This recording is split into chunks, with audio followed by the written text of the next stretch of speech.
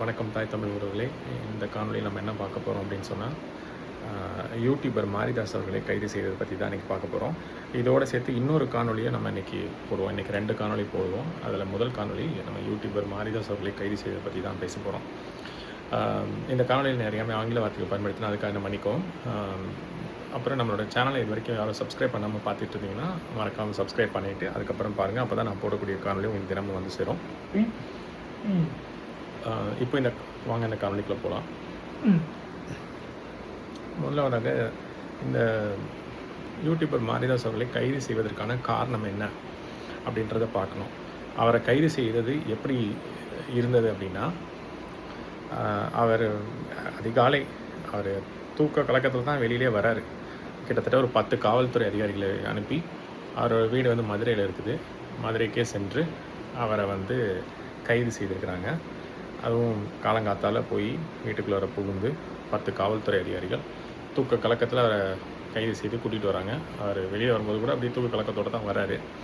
எதற்காக கைது செய்தார்கள் அப்படின்னா, இந்த அரசை பற்றி விமர்சனம் வைத்தது. அது மிக முக்கியமாக, விமர்சனத்தை விட மிக முக்கியமாக என்ன சொல்கிறாங்க அப்படின்னு சொன்னால், ஒரு அமைச்சர் இருக்காங்க இல்லையா, தொழில்துறை அமைச்சர் கீர்த்தனா அவர்கள், அவங்கள சார்ந்து ஒரு புகைப்படம் ஒன்றை இவர் ஏஐ மூலமாக எடிட்டிங் பண்ணி சில விஷயங்கள், அவருடைய கருத்துக்களை, அது வந்து கற்பனைன்னு சொல்கிறாங்க, அந்த மாதிரி சில கருத்துக்களை ட்விட்டரில் போட்டிருக்கிறாரு.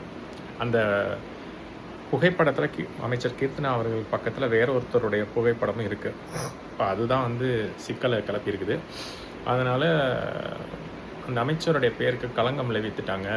ஒரு பெண் அமைச்சர் வேறு இல்லையா, பக்கத்தில் வேறு யாரோ ஒருத்தர் இருக்கிற மாதிரி ஒரு படத்தை வந்து போட்டிருக்கிறாரு. அதுவும் இல்லாமல் அந்த போட்டது மட்டும் இல்லாமல் மேலே ஒரு கருத்துக்களை பதிவிட்டிருக்கிறாரு. அதன் காரணமாக அது வந்து கற்பனை கதை, அதாவது அவங்கள சார்ந்து இல்லாத பொல்லாதமாக சொல்லியிருக்கிறதாக தாவேகா தரப்பில் சொல்லப்படுது. விமர்சனங்கள் யார் வேணாலும் வைக்கலாம், அதுக்கெல்லாம் யாரும் வந்து எதுவும் செய்ய முடியாது. ஆனால் வந்து இவர் இந்த மாதிரி ஒரு அமைச்சரோட தரக்குறைவாக பேசி, அதாவது தரைக்குறைவாக அவர் வந்து ட்விட்டரில் எழுதியிருக்கிறாரு அவருடைய கருத்துக்களை அப்படின்ற மாதிரி சொல்கிறாங்க. அதுவும் இல்லாமல் அந்த புகைப்படம் உண்மை இல்லை, அது ஏஐ மூலமாக எடிட்டிங் செய்யப்பட்டது. அது மட்டும் அந்த அமைச்சரோட படம் மட்டும் இல்லை, பக்கத்தில் வேற ஒருத்தர் படமும் இருக்கிறனால இது வந்து சர்ச்சைக்குள்ளாக இருக்குது.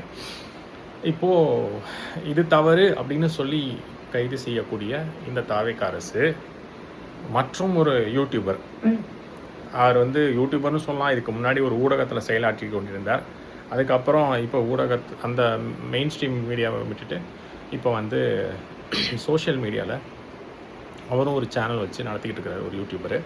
அவரோட பேர் முக்தார்.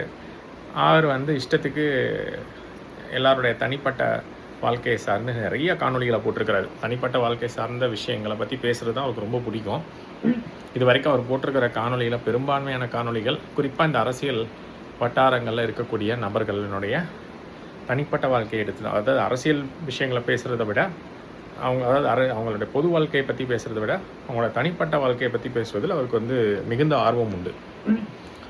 அப்படி பேசும்போது என்ன பண்ணுறாரு அப்படின்னா, நிறைய ஆபாசங்கள், கேவலமான எண்ணங்கள், அதுபோக தரக்குறைவான வார்த்தைகள், இது மாதிரி எண்ணற்ற விஷயங்களை பேசியிருக்கிறாரு.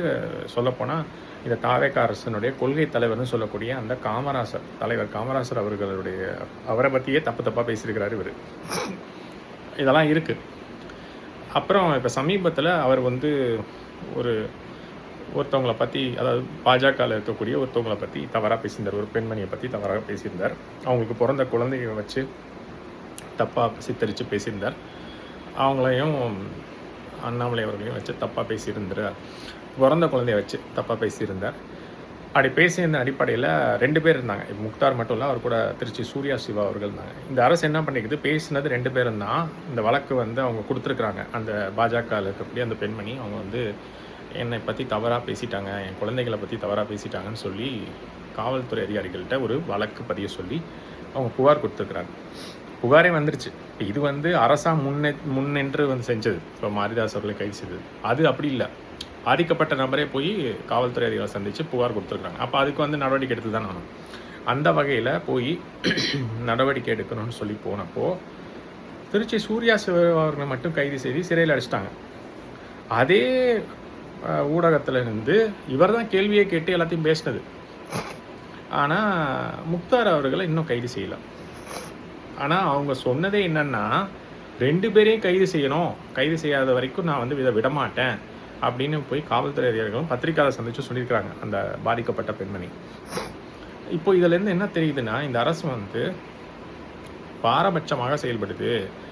இந்த நபரை கைது செய்யக்கூடாதுன்னு யாரோ இந்த கட்சிக்குள்ளே இருக்கவங்களே, இந்த தாவேக அரசுக்குள்ளே இருக்கவங்களே, ஏதோ அமைச்சராக கூட இருக்கலாம், அவங்க வந்து இல்லை அமைச்சராக இருக்கக்கூடியவங்களுக்கு வேண்டப்பட்டவர்களாகவும் இருக்கலாம், அவர்களுடைய வேண்டுதலின் இல்லை அவர்கள் சொல்லக்கூடிய அந்த கோரிக்கையின் அடிப்படையில் முக்தாருக்கு வந்து இன்னும் கைது நடவடிக்கை எடுக்கப்படாமல் இருக்கிறது. திமுக அரசில் அப்படி செஞ்சாங்கன்னா அவர் திமுக அரசுக்கு மிகுந்த முட்டு கொடுத்துக்கிட்டு இருந்தார். அது போக மற்ற எல்லா கட்சிகளையும் வந்து மற்ற எல்லா கட்சி தலைவர்கள், முக்கியமான பிரபலங்கள்லாம் அசிங்கப்படுத்தி பேசிகிட்டு இருப்பார். அவங்க குடும்ப விஷயங்களை பற்றி முதல்ல இந்த மாதிரி அரசியல் தலைவர்கள் யாராக இருந்தாலும் அவங்க குடும்பத்தை பற்றி பேசுகிறதுக்கு யாருக்கும் உரிமை இல்லை. இது வந்து பொதுவான ஒன்று. ஆனால் இப்போ திமுக மட்டும் அதுக்கு அயோக்கியமான கட்சியெலாம் கிடையாது. அவங்களும் நிறைய பேரோட பர்சனல் லைஃப்லாம் எடுத்து வச்சு பேசியிருக்காங்க. அப்படி பேச ஆரம்பித்து தான் விஜய் அவர்களுடைய தனிப்பட்ட வாழ்க்கையெல்லாம் பற்றி பேசிகிட்டு இருந்தாங்க.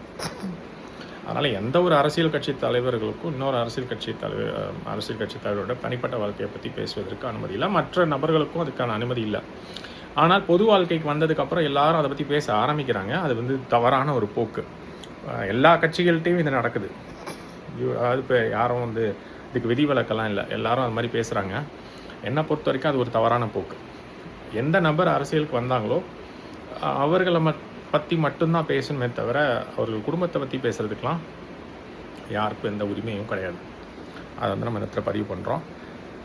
அந்த வகையில் நம்ம வந்து அவர்கள் குடும்பம் இப்படி இவர்கள் குடும்பம் இப்படிலாம் பேசுகிறது தவறுன்னு சொல்கிறோம். அந்த மாதிரி இருக்கும்போது இந்த முக்தார் அவர்கள் எல்லாரோட குடும்பத்தை பற்றி தான் பேசியிருக்கிறாரு. இவர் அரசியலை பற்றி பேசினதோட அவருடைய அதாவது ஒரு தலைவர் வந்து இது மாதிரி தவறாக செயல்படுறாரு, அவரோட கொள்கை தவறு, அவரோட செயல்பாடு தவறு, இல்லை அவருக்கு வந்து நிர்வாகம் தெரியல, இல்லை அவருக்கு அரசியலே தெரில, இந்த மாதிரிலாம் சொல்கிறது வேறு. இது வந்து அவங்களுடைய இதெல்லாம் விமர்சிக்கிறதுக்கு அனுமதி இருக்குது. எல்லா கட்சி தலைவர்களை பற்றி எல்லாரும் வேணும் விமர்சிக்கலாம். ஆனால் அவர் வந்து இவங்க கூட சேர்ந்து சுற்றுறாரு, இவங்கள வந்து டைவர்ஸ் பண்ணிட்டாரு, இல்லை இவங்க கூட வந்து குழந்தை பெற்றுக்கிட்டாரு. இப்போ இவர் என்ன சொல்லி வச்சுருக்கிறாரு, அந்த பாஜக பெண்மணி வந்து அந்த பெண்மணி பேர் நம்ம இங்கே சொல்ல விரும்பலை, அவங்க வந்து அவங்களையும் அண்ணாமலை அவர்களையும் தவறாக சேர்த்து வச்சு இவர் பேசியிருக்கிறாரு. ஒரு காணொலியில் தவறாக பேசி வச்சுருக்கிறாரு. அது அவங்கள பாதிச்சிருக்கு அப்படின்னு சொல்லி தான் அவங்க வந்து இந்த மாதிரி ஒரு வழக்கு கொடுத்துருக்குறாங்க. இது வந்து ஒரு தவறான ஒரு போக்கு. இது வந்து முக்தார் அவர்கள் செய்த தவற கண்டிக்கிறது மட்டும் இல்லாமல் அவரை கைது செய்யணும். அதை நம்ம நீங்கள் மாரிதாஸ் அவர் நியாயமாக பார்த்தா இந்த அரசு செய்கிற குற்றங்களை தான் எடுத்து பேசியிருக்கிறார். அவர் அந்த ஏஐ சார்ந்த அந்த படத்தை வெளியிட்டிருக்க வேண்டாம். என்னை பொறுத்த வரைக்கும் அது செஞ்சுருக்க வேண்டாம்னு தோணுது. அது செஞ்சு அவரோட சில கருத்துக்கள் பதிவிட்டிருந்தார். அது உண்மை தரவுகள் இல்லாமல் அவர் கருத்துக்கள் பதிவிடுற ஆள் கிடையாது. ஏன்னா அவருடைய காணொலியில் அது வரைக்கும் பார்த்தோம்னா எல்லாத்துக்குமே தரவுகள் வச்சுருப்பார். இப்போ கூட இந்த வழக்கு வந்து நீதிமன்றத்துக்கு போயிருக்கு. அதாவது அவர் வந்து மதுரையிலேருந்து அவரை கைது பண்ணி காவல்துறை சென்னைக்கு கூட்டிகிட்டு வந்து அவசரமாக வழக்கு பதியப்பட்டு இன்றைக்கி நீதிமன்ற விசாரணைக்கும் வந்திருக்குது. ஆனால் தீர்ப்பு என்ன வந்திருக்கு தெரியுமா? எல்லாரும் என்னென்னு சொல்லிக்கிட்டு இருந்தாங்கன்னா 15 நாள் சிறையில் இருப்பார், அப்புறம் வெளியில் வந்துடுவார் அப்படின்னா. நீதிமன்றம் இந்த வழக்கை இது பண்ணிடுச்சு. அவர் வந்து 10,000 அபராதம் கட்டிட்டு பிணைத்தொகை கட்டிட்டு அவர் கிளம்பலாம் அப்படின்னு சொல்லிடுச்சு. அவரை சிறையில் அடைக்கிறதுக்கெலாம் மறுப்புனே சொல்லிடுச்சு. நீதிபதி தீர்ப்பே அதான் கொடுத்துருக்குறாரு. சிறையிலெல்லாம் அடைக்க முடியாது, அவர் விமர்சனம் தான் பண்ணியிருக்கிறாரு. ஆனால் விமர்சனம் பண்ணது தவறு கிடையாது. அவர் விமர்சனம் பண்ணும்போது இந்த ஒரு பெண் அமைச்சரை பற்றி சித்தரித்து ஒரு புகைப்படம் போட்டிருக்கிறாரு. அவங்கள மட்டும் போடாமல் கூடவே சேர்த்து வேறு யாரையோ போட்டிருக்கிறாங்க. அவங்கன்னா நார்மலாக ஒரு அமைச்சரோட படம் வெளியில் வரும்போது பத்திரிக்கையாளர்லாம் புகைப்படம் எடுப்பாங்களா, அந்த மாதிரி போட்டிருந்தா கூட தவறு கிடையாது. இவர் அந்த புகைப்படத்தில் வேறு யாரோ இருக்கிற மாதிரிலாம் எடுத்து போட்டிருக்காரு. அது உண்மையாக பொய்யான்னு நமக்கு தெரியாது. அதனால் நம்ம அதுக்குள்ளே போக வேண்டாம். அந்த புகைப்படத்துக்கு தான் இப்போ பிரச்சனை வந்திருக்குது. அதோடு சேர்த்து மேலே சில கருத்துக்கள் எழுதியிருக்கிறாரு ட்விட்டரில். அது வந்து இவருடைய கற்பனை, அப்போல்லாம் ஒன்றுமே இல்லைன்ற மாதிரி அவங்க சொல்கிறாங்க. இப்போ அதுக்கு தான் இந்த வழக்கு. விமர்சனம் பண்ணார் அப்படின்றதுக்கு இல்லை. ஆனால் இந்த இதுக்குவே வந்து நீதிமன்றம் என்ன சொல்லுது அப்படின்னா, இது ஒரு கருத்தை எதிர்கொள்ளணும். இது வந்து தவறு, அவர் வந்து அதை பண்ணியிருக்க வேண்டாம். ஆனால் வந்து என்ன சொல்கிறது, அவர் வந்து தரவுகள் அடிப்படையில் தான் பேசியிருப்பார். அந்த வகையில் நம்ம வந்து யூடியூபர் மாரிதாஸ் அவர்களுக்கு நம்ம வந்து அவர் செஞ்சது வந்து இந்த தரவுகள் இல்லாமல் அவர் பேசக்கூடிய ஆள் கிடையாது. அந்த அடிப்படையில் நம்ம அவருக்கு வந்து அவர் பக்கம் தான் நம்ம நிற்கிறோம். ஆனால் அந்த புகைப்படத்தை இப்படி தவறாக சித்தரித்து போட்டது தவறு, அதை நம்மளும் ஒத்துக்கிறோம். அப்படி செஞ்சுருக்கக்கூடாது. அதை செஞ்சுருக்க ஏன்னா ஒரு பெண் அமைச்சராக வேறு இருக்காங்க, கூடவே இன்னொருத்தருடைய ஆண் ஒருத்தர் இருக்கிற மாதிரி அதில் போட்டிருக்கிறார் இந்த படத்தில். அதுதான் இப்போ சர்ச்சைக்குள்ளே இருக்குது. அதை செஞ்சுருக்க வேண்டாம். அவர் இந்த மேலே ட்விட்டரில் போட்ட கருத்துக்கள் வந்து அப்படியே கருத்துக்களை மட்டும் போட்டுட்டு இந்த புகைப்படத்தை போடாமல் இருந்திருந்தால் கூட இவ்வளோ பெரிய பிரச்சனையாக இருக்காது. இவர் அதையும் செஞ்சதுனால இப்போ அது வந்து வழக்கு பதிஞ்சு இப்படி போயிருக்கு. ஆனால் நீதிமன்றம் என்ன சொன்னிச்சுன்னா, இதுக்கெல்லாம் நான் சிறையில் அடைக்க முடியாது, இதெல்லாம் ஒரு வழக்கா அப்படின்ற மாதிரி அவங்க கேட்குறாங்க. அதனால் இந்த இதுக்கு வந்து 10,000 ரூபா பிணைத்தொகை கட்டிட்டு அவர் வந்து அவர் விடுவிச்சிடலான்ற மாதிரி தான் தீர்ப்பு வந்திருக்குது. இப்போ இதுக்கு அவசரமாக 10 காவல்துறை அனுப்பி தூங்கிட்டு இருந்தவரை பிடிச்சி அப்படியே எடுத்துகிட்டு வந்து மதுரையிலேருந்து அப்படியே சென்னைக்கு கூட்டிகிட்டு வந்து அவசரமாக நீதிமன்றத்துக்கு கூப்பிட்டு போய் அவசரமாக சைதாப்பேட்டை நீதிமன்றத்தில் வழக்கு பதிஞ்சு அவரை வந்து அது விசாரணைக்கு உடனே வந்து கடைசியாக பார்த்தா தீர்ப்பு இப்படி வந்துருச்சு. 10,000 ரூபான்றது அவருக்கு ஒரு சர்வசாதாரணமாக தொகையாக இருக்கலாம். அவர் நேரம் கட்டிட்டு வெளியில் வந்திருப்பார், நேரம் அடுத்த பஸ்ஸை பிடிச்சோ இல்லை ஃப்ளைட்டை பிடிச்சோ மதுரை கிளம்பிட்டு இருப்பார். இப்போ அவர் இது எதுக்கு இந்த வேண்டாத வேலை அப்படின்னு தான் நம்ம கேட்குறோம். இருந்தாலும் அதே நேரத்தில் மாரிதாஸ் அவர்களும் இந்த மாதிரி சில புகைப்படங்கள் போடும்போது உண்மைத்தன்மையான இருக்கிறத போடணும். ஜென்ரேட்டட் படங்களோ இப்போ ஒரு உண்மையாகவே அவன் 2 பேர் நேரம் இருக்கிற மாதிரி ஒரு புகைப்படம் மற்ற ஊடகங்கள்லாம் வெளிவருது, அது ஒரு நம்பகத்தன்மை உடையது அப்படின்னா அது போடுறது வேறு மாதிரி. ஆனால் இந்த மாதிரி அதனால் அதுவும் குறிப்பாக தனிப்பட்ட வாழ்க்கைனா அதை பற்றி பேசவே வேண்டாம். அதான் என்னுடைய கருத்து. தனிப்பட்ட வாழ்க்கை வந்து ஒவ்வொருத்தவங்களுக்கும் இருக்கும், அதை பற்றி பேச வேண்டிய அவசியமே கிடையாது. ஆனால் இது வந்து தனிப்பட்ட வாழ்க்கை மாதிரி தெரியல, இது ஏதோ அரசியல் சார்ந்ததாக இருந்தனால தான் அவர் எடுத்து பேசுகிறார். இவரும் ஒரு நாகரிகமற்ற நபர்லாம் கிடையாது. மாரிதாஸ் அவர்களும் நாகரிகமாக தான் பேசக்கூடியவர். மற்ற நம்ம எவ்வளோ பேரை பார்த்துருக்குறோம், அவரோட ஊடகத்தில் நிறைய காணொலிகளும் பார்த்துருக்குறோம். அப்படி நாகரிகமற்ற பேசக்கூடிய நபர் கிடையாது. ஆனால் அவன் இவன் பேசுவார், கொஞ்சம் இந்த அவங்க இவன் மரியாதைலாம் கொடுத்து பேச மாட்டார். அவன் இவன் அப்படின்னு அந்த அந்த மதுரை பாணியில், அது வந்து மதுரை பாணின்னு சொல்ல முடியாது, மதுரையில் இருக்கவங்க நிறைய பேர் மரியாதை கொடுத்து பேசுகிறவங்க இருக்காங்க. ஆனால் அந்த மதுரை ஸ்லாங்கில் பேசுவார். அந்த ஸ்லாங்கில் பேசும்போது கொஞ்சம் அவனே இவனே இவன் இருக்கான் பாரு அவன் இருக்கான் பாருன்ற அந்த மாதிரி ஏதோ பேசுவார். அதை வேணால் அவர் மாற்றிக்கலாம். ஆனால் இந்த புகைப்படம் வந்து போட்டிருக்க வேணாம், அது மட்டும் அவர் செஞ்ச தவறுன்னு நம்ம சொல்கிறோம். மற்றபடி அவர் கருத்துக்கள் பதிவிட்டதோ விமர்சனம் பண்ணதோ அதெல்லாம் தவறுன்னு சொல்ல முடியாது. எல்லாருமே வந்து இந்த அரசை விமர்சிக்கிறதுக்கு முழு உரிமை இருக்குது. அதுதான் கருத்து சுதந்திரம். அப்புறம் அதை நீங்கள் தூக்குனீங்கன்னா அப்புறம் உங்களுக்கும் பாஜகவுக்கு என்ன வித்தியாசம், அப்புறம் உங்களுக்கும் திமுகவுக்கு என்ன வித்தியாசம்? அப்புறம் அதுவும் பாசிசம்ன்றீங்க, அப்போ நீங்கள் பண்ணுறதும் பாசிசம் தான். இப்போ இன்றைக்கி நடந்திருக்கிற இந்த விஷயமே ஒரு பாசிசம் தான் நம்ம சொல்ல. எடப்பாடி பழனிசாமி அவர்கள் சொல்கிறார், வாட் ப்ரோ ராங் ப்ரோ அப்படின்னு போட்டிருக்காரு. அவரோட ஐடி விங்கில் இந்த மாதிரி அவர் சொல்கிறான்னு சொல்லி போட்டிருக்கிறாங்க. நீங்கள் இப்போ என்ன பண்ணணும், அதிமுகவோட ஐடி விங்கில் என்ன போட்டிருக்காங்கன்னு பார்த்தீங்கன்னா ரொம்ப ரொம்ப மோசமாக எழுதியிருக்கிறாங்க.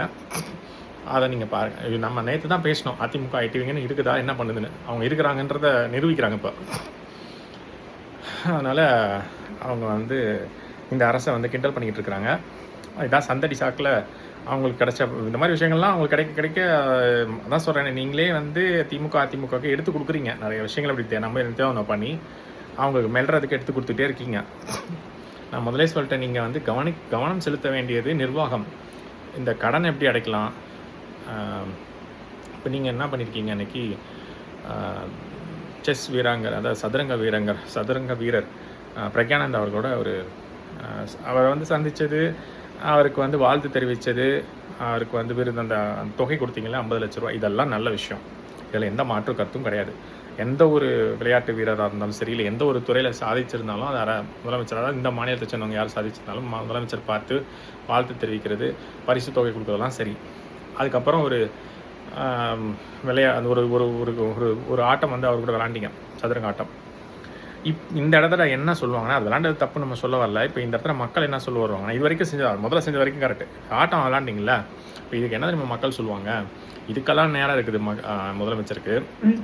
கோவையில் வந்து ஒரு சிறுமி இறந்து போனாங்க, அவங்கள போய் நேரில் பார்த்தாரா? வேங்கை வயலில் இன்னமும் அந்த மலம் கலந்த குடிநீர் தொட்டியை வந்து இன்னும் அது அகற்றப்படலை. இது எல்லாருக்கும் ஒரே மாதிரி குடிநீர் தொட்டின்னு சொல்ல அந்த மக்களை போய் யாரும் பார்க்கல. அதனால் அவங்க தேர்தலையே புறக்கணிச்சிட்டாங்க. நாங்குநேரியில் அந்த ஆணவ படுகொலை நடந்தனால அவங்களும் இந்த தேர்தலை புறக்கணிச்சிருக்கிறாங்க. இந்த மாதிரி அதுக்கெல்லாம் தீர்வே இல்லை. தீர்வு கொடுக்கப்படாதனால தான் அவங்க இப்போ தேர்தலை புறக்கணிக்கிறாங்க. இதெல்லாம் திமுக ஆட்சியில் நடந்த அவலங்கள். அதுக்கெல்லாம் என்ன தீர்வு கிடைக்கல.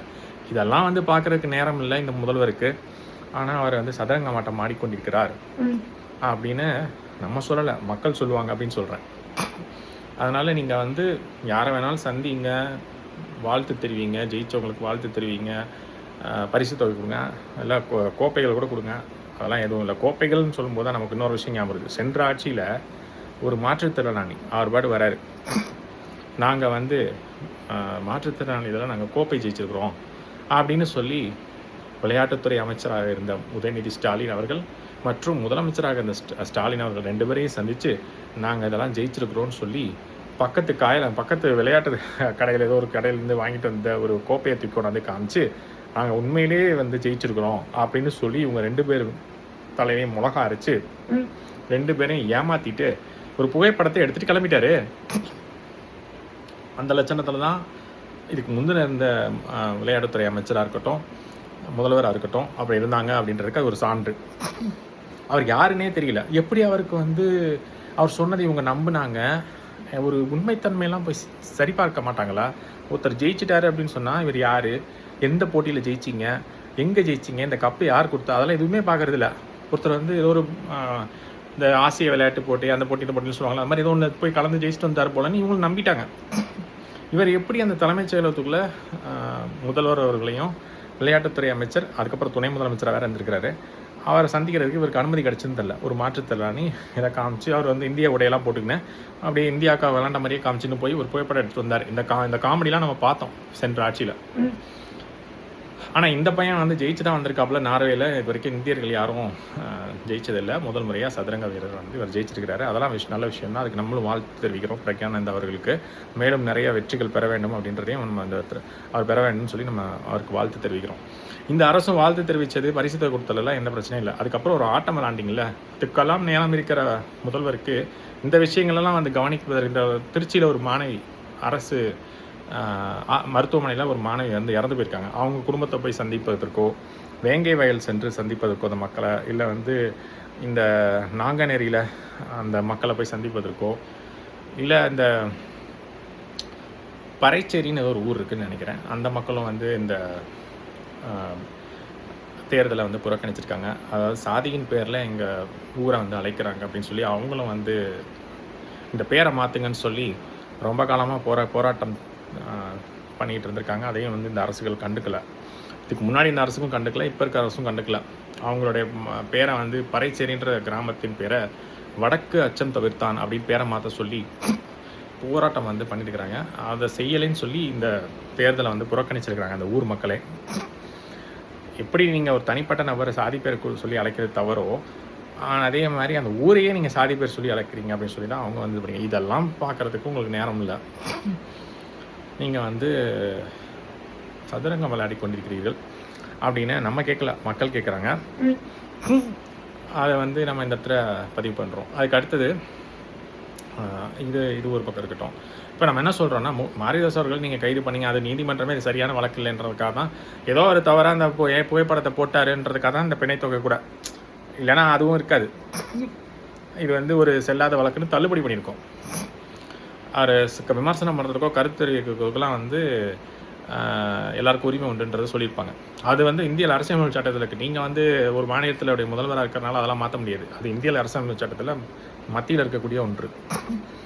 அதனால் அதெல்லாம் வந்து நீங்கள் மாற்றிட முடியாது. அப்படிலாம் எல்லாருமே வந்து சர்வாதிகாரம் மன்னராட்சி மாதிரி நடத்திட்டு போயிடலாமே. அதுக்கு இருக்கு இந்த தேர்தல், அதுக்கு இருக்கு மக்கள் வந்து ஓட்டு போடணும். அப்புறம் மக்களாட்சின்னு சொல்கிறீங்க, மன்னராட்சின்னு சொல்லிட்டு போயிருங்க, மன்னர் சொல்கிறது தான் முடிவு அப்படின்னு சொல்லிட்டு போயிருங்க. அதனால் அந்த மாதிரிலாம் நீங்கள் பண்ண முடியாது. அது நீதிமன்றமும் அந்த தீர்ப்பு மூலமாக தெரியப்படுத்தியிருக்குது. அது வந்து இந்த விஷயத்தில் நம்ம மாரிதாஸ் பக்கம் தான் நிற்கிறோம். ஒரு சக யூடியூபராக அவருக்கு வந்து நம்ம ஆதரவு தெரிவிக்கிறோம். அவர் பக்கத்தில் நம்ம நிற்கிறோம். அது மாதிரி மேலும் பல யூடியூபர்கள் வந்து அவருக்கு சாதகமாக தான் பேசியிருக்கிறாங்க. பெரும்பாலான கட்சிகளும் வந்து ஆதரவு தெரிவிச்சிருக்கு. அவருக்கு வந்து இந்த கைது பண்ணதை கண்டனம் தெரிவிச்சிருக்கு. நம்மளும் இந்த தாவேக்கா அரசுக்கு ஒரு கண்டனத்தை பதிவு பண்ணுறோம். இது வந்து உங்களை எதிர்த்து விமர்சனம் பண்ணுறவங்கள ஒடுக்குமுறை பண்ணக்கூடிய ஒரு அடக்குமுறைகளை இது வந்து வரும். இது வந்து ஒரு தவறான ஒரு போக்கு. இப்போ விடுதலை சிறுத்தைகள் கூட, இந்த நாம் தமிழர் கட்சி, திமுக, அதிமுக, இந்த கட்சிகள்லாம், இந்த 3 கட்சிகளுமே வந்து கண்டனத்தை பதிவு பண்ணியிருக்கு. அது போக பாஜக தரப்பில் தமிழிசை சவுந்தரராஜன் அவர்களும் கண்டனத்தை பதிவு பண்ணியிருக்காங்க. இது மாதிரி பல பேர் கண்டனங்களை பதிவு பண்ணியிருக்கிறாங்க. இன்னும் சில கட்சிகள்லாம் வந்து கண்டனத்தை பதிவு பண்ணியிருக்குது. அது போக இப்போ நீங்கள் இதிலெல்லாம் கவனம் செலுத்தக்கூடிய இந்த அரசு கொடுத்த வாக்குறுதிகளில் கவனம் செலுத்தலை அப்படின்றாங்க. நீங்கள் வந்து மறந்துட்டீங்களோ அப்படின்னு சொல்லிட்டு இப்போ என்ன பண்ணுறாங்க, வல்லாரைக்கீரையை உங்களுக்கு வந்து அனுப்புறதுக்காக முடிவு பண்ணியிருக்காங்க. கோவையிலேருந்து தமிழ் புலிகள் இயக்கம் அப்படின்னு சொல்லிட்டு அந்த கட்சி, அவர் பேர் இளவேனில்னு நினைக்கிறேன், அவர் என்ன பண்ணியிருக்கிறாரு, அந்த தபால் வழியாக வல்லாரைக்கீரையை முதலமைச்சருக்கு அனுப்பி வைக்க வேண்டும். ஏனால் அவருக்கு சற்று ஞாபக மறதி இருக்குமோ என்ற அச்சம் அவர்களுக்கு இருந்த காரணத்தினால் அதை முதலமைச்சருடைய செக்ரட்டரியேட் தலைமைச் செயலகத்துக்கு அனுப்பிக்கலாம்னு சொல்லிட்டு அவர்கள் அதை கொரியர் பண்ணுறதுக்கு வந்திருக்கிறாங்க. அந்த இடத்துல வந்து காவல்துறை வந்து அவங்கள தடுத்து நிறுத்தியிருக்கிறாங்க. ஏன்னா அவங்க என்ன நினைக்கிறாங்கன்னா, இவர் கொடுத்த வாக்குறுதியெல்லாம் மறந்துட்டார் போல், இந்த கீரையை கொடுத்தாது அவருக்கு அதெல்லாம் ஞாபகப்படுத்துவோம், அவருக்கு ஞாபகம்லாம் வந்துடும், பழசெல்லாம் ஞாபகம் வந்துடும் அப்படின்னு அவங்க சொல்கிறாங்க, நம்ம சொல்ல. அந்த தமிழ் புலிகள் கழகம் அப்படின்னு. அதுக்கப்புறம் எங்கே பார்த்தாலும் விவசாயிகள் போராட்டம் இன்னும் நடந்துக்கிட்டு தான் இருக்குது. அது முடிஞ்ச பாடு இல்லை. எல்லோரும் வந்து பயிர்க்கடன் தள்ளுபடி, மற்ற மாநிலங்கள் குறிப்பாக மகாராஷ்டிராவில் 38,000 கோடி பயிர்க்கடன் தள்ளுபடி பண்ணியிருக்காங்க. இவங்க 2,000 கோடி தான் பயிர்க்கடன் தள்ளி பண்ணியிருக்காங்க. மற்ற மாநிலங்களோட ஒப்பிடுகையில் அங்கே 38,000 கோடி மகாராஷ்டிராவில், இங்கே வெறும் 2,000 கோடி தான். இதுக்கு முன்னாடி பயிர்க்கடன் தள்ளுபடி பண்ணாங்க எடப்பாடி பழனிசாமி அவர்கள் ஆட்சியில். அது எவ்வளோன்னா 12,110 கோடின்னு நினைக்கிறேன். அது வந்து அதோட ஒப்பிடுகையில் இது வந்து சொற்ப அளவு தான். இது அவங்க மட்டும் பண்ணலை, திமுக ஆட்சியில் கலைஞர் அவர்கள் இருந்தப்போ ஒரு 7,000 கோடி பயிர்க்கடன் தள்ளுபடி பண்ணாங்க. இந்த மாதிரி மற்ற ஆட்சிகளெல்லாம் பயிர்க்கடன் தள்ளுபடி நடந்திருக்குது. ஆனால் இது வரைக்கும் நடந்த பயிர்க்கடன் தள்ளுபடியிலேயே ரொம்ப கம்மியான பயிர்க்கடன் தள்ளுபடினா அது இப்போ தான் நடந்திருக்குது. இதுதான் வந்து நான் என்ன சொன்னேன்னா, நிதி நிலைமை சரியில்லை. இது உங்களுக்கு முன்னாடியே தெரியும். நீங்கள் ஏன் தேர்தலில் இந்த மாதிரி வாக்குறுதி கொடுத்தீங்கன்றதான் என்னோட கேள்வி. நீங்கள் இப்போ அறிவிச்சிருக்கிறதெல்லாம் வந்து ஒரு இஎம் பூசின மாதிரி இருக்கணும், பூசாத மாதிரி இருக்கணும். திமுகவுடைய ஸ்டைல் தான் அது. அதாவது பயிர்க்கடன் தள்ளுபடி பண்ண மாதிரியும் இருக்கணும், ஆனால் தள்ளுபடி பண்ணாத மாதிரியும் இருக்கணும். அதை தான் பண்ணி வச்சுருக்கிறீங்க. இது வந்து இந்த 2,000 கோடின்றது வந்து ஏதோ நாங்களும் பண்ணோன்னு அடுத்த தேர்தலுக்கு வரும்போது, இல்லை இடைத்தேர்தலுக்கெல்லாம் வரும்போது சொல்லணும்ல. எதுவுமே செய்யலைன்னா எப்படி சொல்கிறது? இந்த மாதிரி நாங்களும் பயிர்க்கடன் தள்ளுபடி செய்தோம், இத்தனை விவசாயிகள் பயன்பெற்றார்கள் அப்படின்னு தான் சொல்லணும்ல. அதனால் கொடுத்த மாதிரி ஒரு கண்தடைப்பு தான் இது நடந்திருக்குது. அதாவது ஏதோ கொஞ்சம் பேருக்கு யானை பசிக்கு சோளப்பொரின்ற மாதிரி ஏதோ கொஞ்சம் கொடுத்துருக்குறீங்கன்னு சொல்லலாம், அவ்வளோதான். இதை வந்து செஞ்சேன்ற பேரில் நீங்கள் சொல்லிப்பீங்க. ஆனால் மக்கள் எல்லாருக்கும் தெரியும் இது வந்து பெரும்பாலான மக்கள் வந்து பயனடையவே இல்லைன்னு. ஏன்னா நீங்கள் வச்சுருக்கிற அந்த டைம்லைன் வேறு அப்படி. வெறும் அந்த 50,000 சொன்னீங்களே, அந்த 50,000 மட்டும் கடன் வாங்கியிருக்கக்கூடிய குறு விவசாயிகளுக்கு முழுவதுமாக தள்ளுபடி பண்ணணும்னு சொன்னீங்களே, அதுவும் எந்த டைம்லைனில் வச்சுருக்கீங்க? போன வருஷம் பிப்ரவரியிலேருந்து இந்த வருஷம் வரைக்கும் தான் வச்சுருக்கிறீங்க. அதுவும் இந்த வருஷம் மார்ச் வரைக்கும் நினைக்கிறேன். இந்த ஒரு வருஷத்துக்குள்ளார இருக்கக்கூடியவர்கள்னு சொல்லும்போது அதுக்கு முன்னாடி வாங்கினோம்லாம் அவங்களாம் எவ்வளோ பேர் இருப்பாங்க. அதனால் இது பெரும்பாலான விவசாயிகளுக்கு பலன் அளிக்காது. அதனால தான் தொகையும் கம்மியாகுது 2,000 கோடின்னு. ஆனால் அவங்களோட கடன்லாம் பார்த்தா எல்லாத்தையும் மொத்தமாக கூட்டிங்கன்னா 53,000 கோடி 54,000 கோடி இருக்கும் போல். அதில் நீங்கள் கொடுக்குறது வெறும் 2,000 கோடி தான். அதனால தான் அவங்களாம் இன்னும் போராடிக்கிட்டு இருக்கிறாங்க. இந்த போராட்டம் சாமானியமாக நிற்கும்னு எனக்கு தெரியல. இது தொடரும் தான் நம்ம நினைக்கிறோம். ஏன்னா அவங்களுடைய போராட்டத்தை பார்த்தா அப்படி இருக்குது. அவங்களுக்கான அந்த கோரிக்கை நிறைவேற்றப்படாத வரைக்கும் எல்லா மாவட்டத்துலேயும் இந்த போராட்டம் தொடருமோன்னு தான் தோணுது. அங்கேயும் நிறையா காவல்துறையுடைய அடக்குமுறை ஒடுக்குமுறைலாம் இருக்கிறத பார்க்குறோம். ஆனால் விவசாயிகள் இதெல்லாம் பல காலமாக பார்த்தவங்க, இதெல்லாம் புதுசு கிடையாது. இது மாதிரி இதுக்கு முன்னாடி இருந்த ஆட்சிகள்லேயும் இந்த மாதிரி சில விஷயங்கள்லாம் நடந்துருக்குது. இதெல்லாம் அவங்க காலங்காலமாக பார்த்துட்டு தான் வராங்க. அவங்களுக்கு இதெல்லாம் எப்படி சமாளிக்கணும்னு நல்லாவே தெரியும். அதனால் அவங்க இதை சமாளித்து அவங்களோட கோரிக்கை நிறைவேறும் வரை அவங்க போராடுவாங்கன்னு தான் நான் நினைக்கிறேன். சரி, இப்போது இந்த மாரிதாஸ் அவரோட கைது வந்து ஒரு தவறான கைது. நீதிமன்றம் கிட்டத்தட்ட அவங்களோட தீர்ப்பின் மூலமாக இந்த மாதிரி தான் சொல்ல வராங்க. இது வந்து இதுக்கு சிறை தண்டனைலாம் அதுக்கு கொடுக்கும், அதாவது சிறை தண்டனை கொடுக்கணும்னு சொல்லி காவல்துறை கேட்குது போல், அரசு தரப்பு வக்கீலும் கேட்குறாங்க போல். ஆனால் வந்து நீதிமன்றம் சொல்லிச்சு அதெல்லாம் முடியாதுன்றுச்சு. அதுக்கப்புறம் அவர் நேரம் வெளியில் வந்திருப்பார். தீர்ப்பு தான் வந்துருச்சுல, அதனால் நேரம் அந்த பிணைத்தொகை கட்டிட்டு வெளியில் வந்திருப்பார் தான் நினைக்கிறேன். அதனால் இது ஒரு உப்புக்கு சப்பு இல்லாமல் போயிடுச்சு. இருந்தாலும் இந்த மாதிரி இது போன்ற செயல்களை செய்யக்கூடாது இந்த அரசு அப்படின்றதான் நம்ம இந்த இதில் வந்து தெளிவுபடுத்தி சொல்கிறோம். இது வந்து இந்த மாதிரி செயல்கள் வந்து கண்டனத்துக்குரியது. ஏன்னா நீங்கள் யார் உங்களை எதிர்த்து பேசினாலும் இதை தானே திமுக பண்ணிக்கிட்டு இருந்துச்சு. திமுக ஆட்சியில் யார் இதே மாதிரி மாரிதாஸ் திமுக ஆட்சியிலையும் நடந்திருக்குது. இவரை கைது பண்ணி உள்ள வச்சாங்க. சவுக்கு சங்கர் அவர்கள் மேலே குண்டர் சட்டம் போட்டு அவரை நிறைய தடவை கைது பண்ணாங்க. அதுக்கப்புறம் சாட்டை துரைமுருகன் கைது பண்ணாங்க.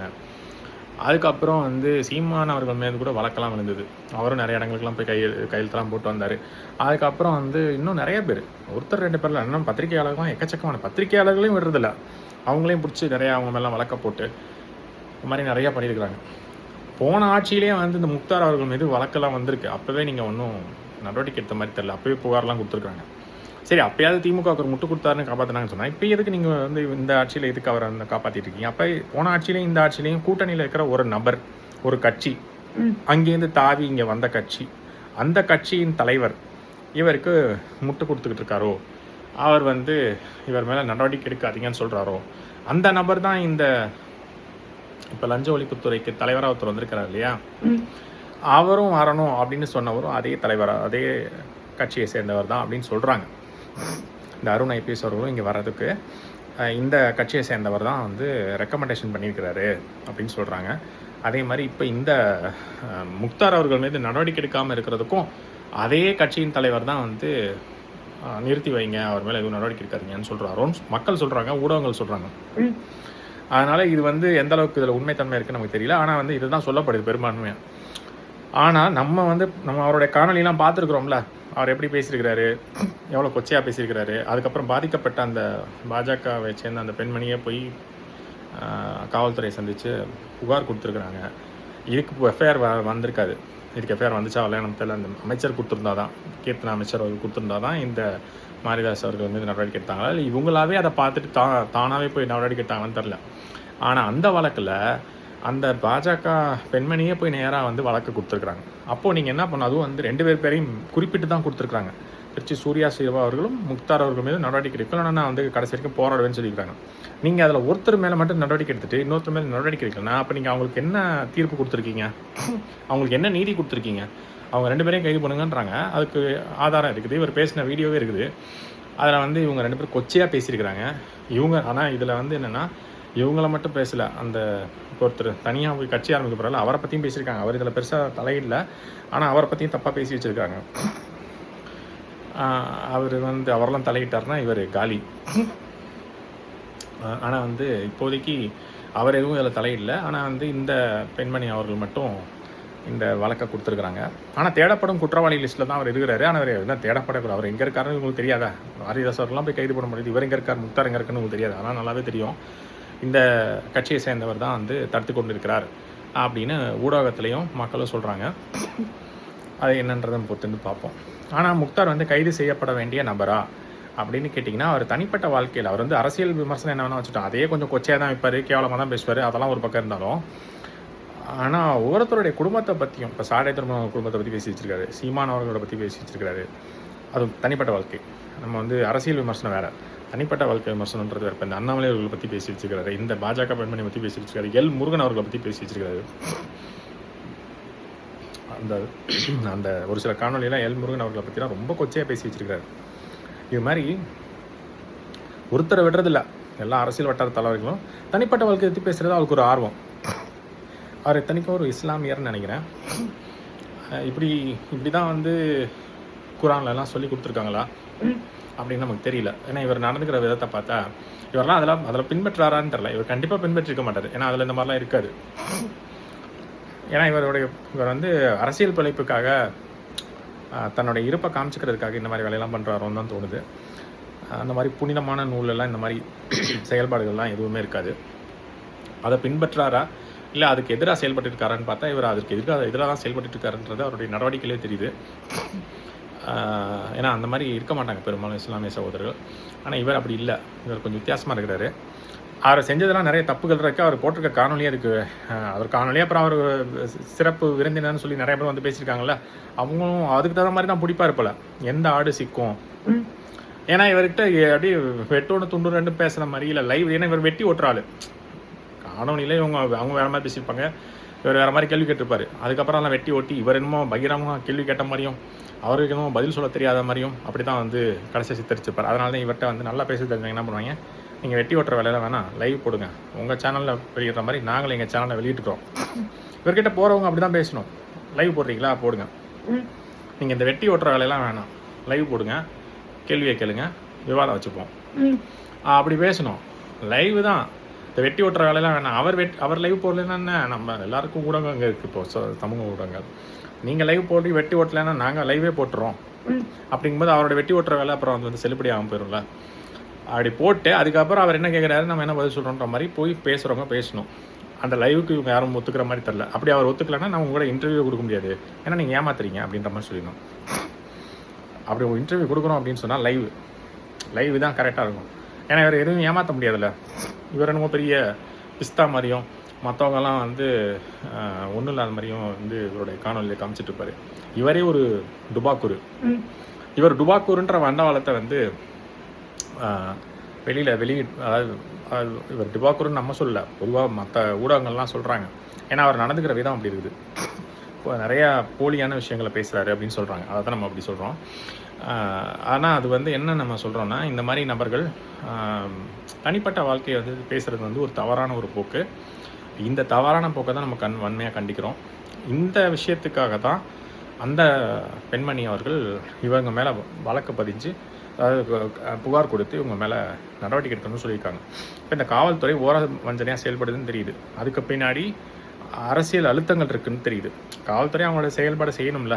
அவங்க செயல்படுறதுக்கு போயிருந்தா கூட மேலேருந்து இல்லை இவர் மேலே மட்டும் வழக்கு போடாதீங்க, இவரை மட்டும் விட்டுருங்க அப்படிலாம் அவங்க சொன்னது அடிப்படையில் தான் இவங்க வந்து செய்யாமல் இருக்காங்களோன்ற ஒரு ஐயப்பாடு இருக்குது. இதை தான் நம்ம வந்து தவறுன்னு சொல்கிறோம். அப்போ நீங்கள் வந்து என்ன நியாயமாக நடந்துக்கிறீங்க? அப்புறம் நீங்கள் என்ன தூய சக்தி? நீங்களும் ஒரு கோர சக்தி தானே. அதுதானே இதில் தெரியப்படுது. ஒருத்தர் மேலே நடவடிக்கை எடுக்க மாட்டேன், ஒருத்தர் மேலே நடவடிக்கை எடுப்பேன், ஆனால் 2 பேருமே குற்றம் புரிஞ்சிருக்காங்க. அப்படின்னா நீங்கள் நடந்துக்கிறதுல என்ன நியாயம், நேர்மை, நீதி இருக்குதுன்னு சொல்லுங்கள். உங்களுக்கு வேண்டப்பட்ட ஆள்னா நீங்கள் நடவடிக்கை எடுக்க மாட்டீங்க, உங்களுக்கு வேண்டப்படாத ஆள்னா நீங்கள் நடவடிக்கை எடுப்பீங்க. அதனால் திருச்சி சூர்யா சிவம் மட்டும் கைது பண்ணிவிட்டு இவரை விட்டீங்க. இப்போ இதுலேருந்து என்ன தெரியுது அப்படின்னா, அங்கே போய் அந்த பேட்டி கொடுக்க போனார்ல திருச்சி சூர்யா சிவா, அவருக்கு வேணும் இது புத்தி. இவரை நம்பி அங்கே போய் பேசி அவர் உள்ளே போயிட்டார், இவர் வெளியில் இருக்கிறார். இந்த மாதிரி இந்த சப்போர்ட் இருக்குன்ற திமுறையில் தான் அவர் இப்படி பேசுகிறாருன்றது இதுலேருந்து தெரிய வருது. இதுக்கு என்ன பண்ணோம் அப்படின்னு சொன்னால், இது போன்ற நபர்களை இந்த ஆதரவு யார் கொடுக்குறாங்களோ அவங்கள முதல்ல கண்டுபிடிச்சி வெட்டம் வெளிச்ச போட்டு காமிச்சிடணும். இவர் தான் இவரை பாதுகாத்து கொண்டிருக்கிறார் அப்படின்னு வச்சு அவரை வச்சு பேச ஆரம்பித்தோம்னா அவர் அந்த பாதுகாப்பை பின்வாங்கிடுவார். அந்த சப்போர்ட் கொடுக்குறாரு இல்லையா ஆதரவு, அதை பின்வாங்கிட்டாருன்னா அப்புறம் இவர் மாட்டிடுவார். அந்த ஆதரவு கொடுக்குற யாருன்னு நமக்கும் தெரியும், மற்ற ஊடகங்களுக்கும் தெரியும். எல்லாருமே அந்த பேச ஆரம்பிக்கிறாங்க. கொஞ்சம் கொஞ்சமாக அவருடைய வண்டவாளங்கள் வெளியில் வரும். இப்போ எல்லாருக்குமே தெரிஞ்சு போயிடும். இப்போ வந்து இந்த நபரை வந்து நம்ம இதை தான் வந்து தமிழிசை சவுந்தரராஜன் அவர்களும் சொல்கிறாங்க. முக்தார் அவர்களை கைது பண்ணாமல் நீங்கள் என்ன மாரிதாஸ் அவர்களை கைது பண்ணுறீங்க அப்படின்னா அவங்களும் கேட்குறாங்க. நம்மளும் அதே தான் சொல்கிறோம். முக்தார் அவர்கள் கைது செய்யப்பட வேண்டிய நபர் தான். அவர் அந்த மாதிரி சில வேலைகள்லாம் பார்த்து வச்சுருக்கிறாரு. அதுக்கு அவரே ஆதாரங்களையும் கொடுத்து வச்சுருக்கிறாரு. அது வந்து வலையொலிகளில் இருக்குது. எப்போ வேணாலும் நீதிபதிகளே எடுத்து போய் பார்க்கலாம். இந்த மாதிரி இருக்குதா, ஆமாம் இருக்குது, ஆமாம் இது குற்றம் தான், இவர் இப்படிலாம் பேசி வச்சுருக்கிறாரு, இதெல்லாம் உங்களுக்கு தேவையில்லாத வேலை, ஏன் பேசுனீங்க அப்படின்ற மாதிரி கேட்குற அளவுக்கு தான் அந்த காணொலிகள்லாம் இருக்குது. வந்திருக்கிற விருந்தினர்களும் அந்த மாதிரி நிறைய உளறி கொட்டி வச்சுருக்கிறாங்க. அதில் வந்து ஆவணங்களாக இருக்குது.